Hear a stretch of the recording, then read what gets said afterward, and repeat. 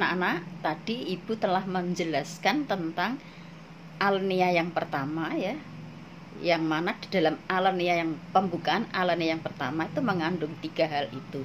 Selain itu masih ada lagi, yaitu di dalam alinea yang pertama ini memuat dalil objektif.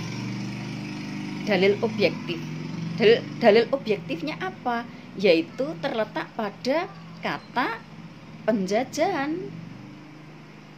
Itu tidak sesuai dengan peri kemanusiaan dan peri keadilan. Itu namanya dalil objektif. Ya, karena dalam kenyataannya memang penjajah itu sewenang-wenang anak-anak. Dimanapun berada yang namanya penjajah itu selalu sewenang-wenang. Mana tindakan penjajah yang baik itu mana? Ya, tindakannya selalu sewenang-wenang. Oleh karena itu ini dikatakan sebagai dalil objektifnya. Tetapi selain itu juga mengandung dalil subjektif. Dalil subjektifnya yaitu merupakan aspirasi bangsa Indonesia untuk melepaskan diri dari belenggu penjajah. Ingat-ingat ya, karena di dalam ulangan-ulangan itu sering keluar dalil objektif dan dalil subjektif. Dalil objektifnya terletak pada penjajah itu tidak berperi kemanusiaan dan tidak berperi keadilan.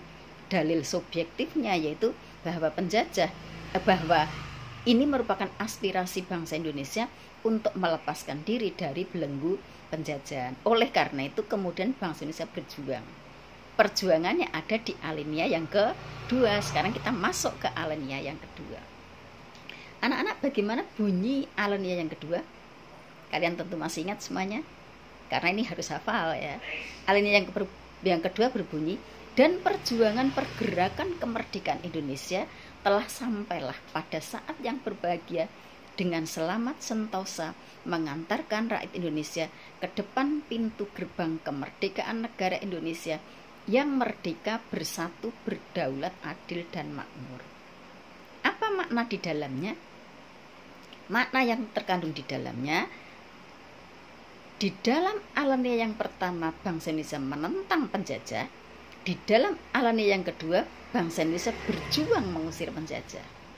Di dalam perjuangan mengusir penjajah ini, apakah bangsa Indonesia sudah merdeka anak-anak? Dari tadi bunyi alinea yang kedua tadi, sudah merdeka atau belum? Ya betul anak-anak pintar, belum merdeka.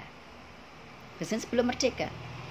Karena di dalam alinea yang kedua itu perjuangannya telah sampai pada depan pintu gerbang kemerdekaan. Depan pintu gerbang kemerdekaan ini titik yang menentukan. Tapi belum merdeka.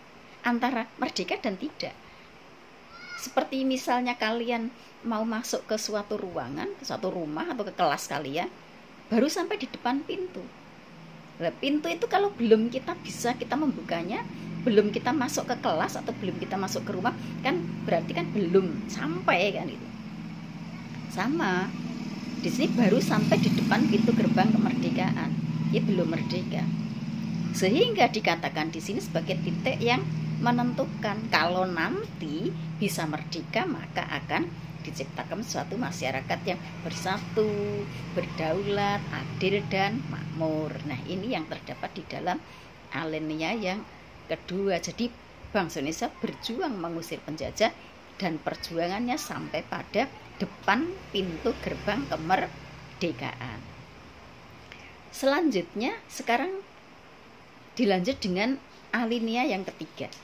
Anak-anak, bagaimana bunyi pembukaan alinea yang ketiga?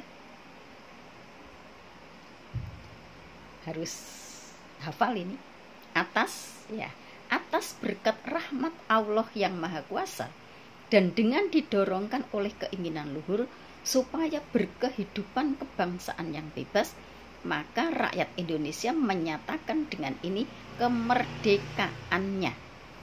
Nah, dari kalimat ini, sudahkah Indonesia merdeka? Sudah. Nah, ini anak-anak pintar ya. Indonesia sudah merdeka. Jadi ketika berjuang tadi, ya, ketika berjuang untuk mengusir penjajah dari dalam negara kita, atau misalnya di kelas, ada di dalam kelas kita, bangsa Indonesia membuka pintu, mendobrak pintu gitu ya, itu dengan mengucapkan Allahu Akbar gitu ya,